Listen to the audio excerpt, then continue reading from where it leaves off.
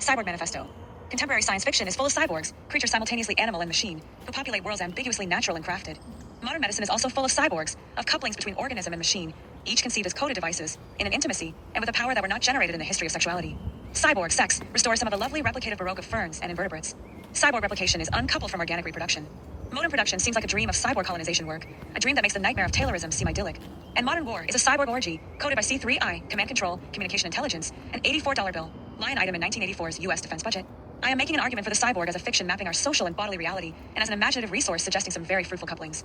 Michel Foucault's biopolitics is a flaccid premonition of cyborg politics, a very open field. By the late 20th century, our time, a mythic time, we are all chimeras, theorized and fabricated hybrids of machine and organism, in short, cyborgs. The cyborg is our ontology, it gives us our politics. The cyborg is a condensed image of both imagination and material reality, the two joint centers structuring any possibility of historical transformation. In the traditions of Western, science and politics, the tradition of racist, male-dominant capitalism, the tradition of progress, the trotty-tine of the appropriation of nature as resource for the productions of culture, the tradition of reproduction of the self from the reflections of the other, the relation between organism and machine has been a border war. The stakes in the border war have been the territories of production, reproduction, and imagination. This essay is an argument for pleasure in the confusion of boundaries and for responsibility in their construction. It is also an effort to contribute to socialist feminist culture and theory in a postmodernist, non-naturalist mode and in the utopian tradition of imagining a world without gender, which is perhaps a world without genesis, but maybe also a world without end. The cyborg incarnation is outside salvation history, nor does it mark time on an Oedipal calendar, attempt ing to heal the terrible cleavages of gender in an oral symbiotic utopia or post-Oedipal apocalypse. As Zoe Safoulis argues in her unpublished manuscript on Jacques Lacan, Melanie Klein, and nuclear culture, Lac Klein, the most terrible and perhaps the most promising monsters in cyborg worlds are embodied in non-Oedipal narratives with a different logic of repression, which we need to understand for our survival. Point 1. The cyborg is a creature in a post-gender world. It has no truck with bisexuality, pre-Oedipal symbiosis, unalienated labor, or other seductions to organic wholeness through a FNAL, appropriation of all the powers of the parts into a higher unity. In a sense, the cyborg has no origin story in the Western sense. A FNAL, irony since the cyborg is also the awful apocalyptic telos of the West's escalating dominations of abstract individuation, and ultimate self untied at last from all dependency. A man in space. An origin story in the Western, humanist sense depends on the myth of original unity, fullness, bliss, and terror, represented by the phallic mother from whom all humans must separate, the task of individual development and of history, the twin potent myths inscribed most powerfully for us in psychoanalysis and Marxism.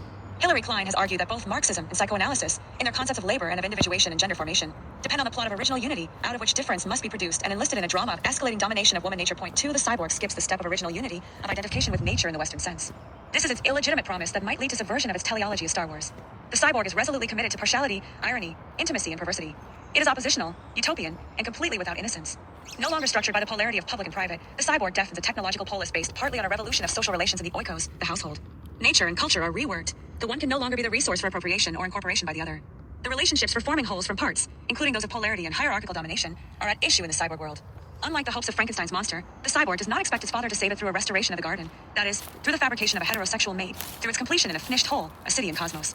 The cyborg does not dream of community on the model of the organic family, this time without the Oedipal project. The cyborg would not recognize the Garden of Eden. It is not made of mud and cannot dream of returning to dust.